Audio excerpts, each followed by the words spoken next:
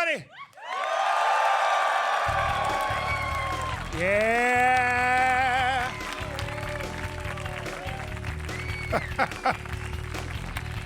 I just look behind me and where the fuck are we? Somewhere in the middle of outer space.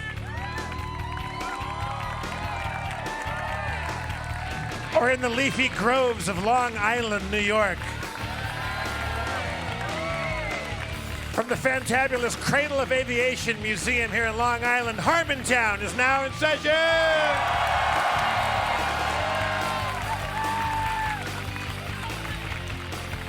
He is a national treasure. Would you please welcome into the cosmos of your mind, the Game Master, Spencer Crittenden.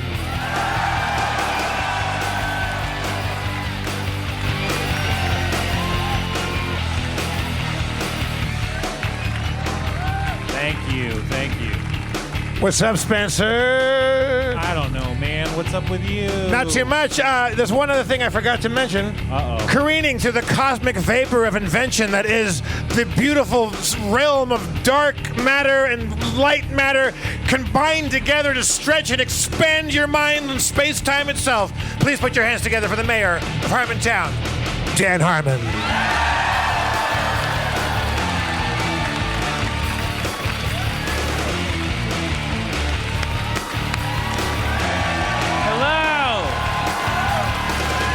Hello, universe.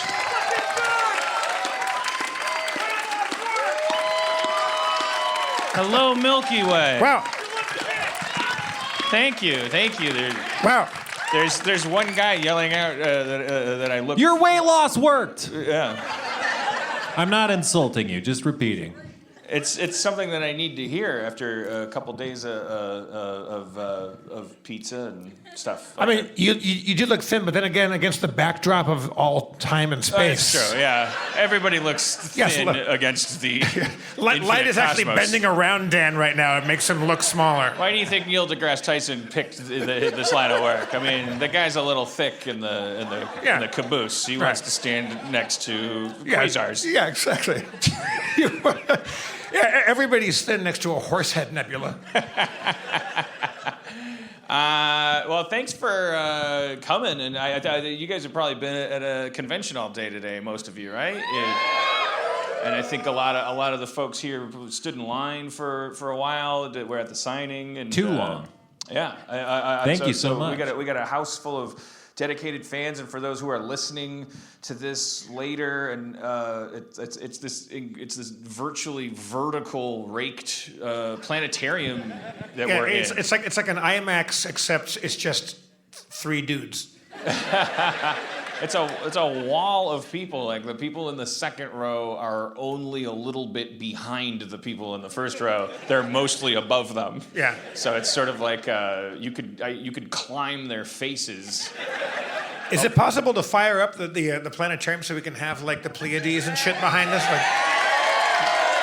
I mean, I'm almost certain the answer is no, but I just like because behind us for the listener there is just this giant empty void. It's pretty groovy.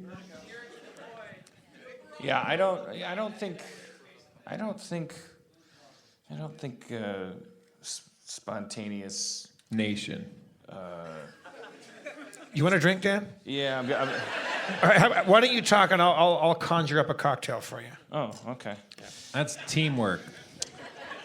This is the partnership. In the beginning, as you know, there was nothing, which means there was no time, which means that there was infinite time, which means there was a 100% chance of anything happening, including a whole universe, which was spontaneously brought into existence in the form of a tiny particle, exactly the density of infinity, which then exploded into everything, and will one day either collapse or suck back in on itself. And in the meantime, here we are for our brief few frames in a very, very high-speed camera shot of an explosion that is lasting 80 trillion years. And in that giant, vast expanse of what we consider time, some of us have chosen to dress like Deadpool for the evening. That's how big this explosion is. Is that a one? Look It's giving me Miami flashbacks, though. Just I remember we were talking about Deadpool when someone leapt from the audience and punched. I don't think this is that kind of crowd. I think if you guys had reached the point of your psychosis, I didn't think it was that kind of crowd until like 20 people were like, no, not at all. That's not me. Well, come on, these are Planetarium folk. They're triggered by people behind desks questioning their sanity. Like, that's the guidance counselors and things like it. The difference between being held back in 3rd grade and being moved up to 6th grade is like whether the principal's IQ is 90 or 95, right? My mom often told me the story. She's like, they wanted to hold you back in kindergarten. Like, I had to go and yell at the principal. The principal was like, he's like, he can't walk on a balance beam. She's like, he can read college textbooks. She's like, he can't use scissors. She's like, what is this society he's gonna enter where he's gonna like walk down a log and wrap everyone's Christmas gifts? And illiteracy would be fine for that. But like just put him in 1st grade, he'll be fine. How many balance beams are waiting for him out there in the world? I am pretty bad at balancing and using scissors. Couldn't tie my shoes, couldn't tell time. Very bad at math, but yeah, boy howdy, could I read.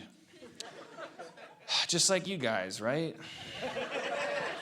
Do we got any literates in the house?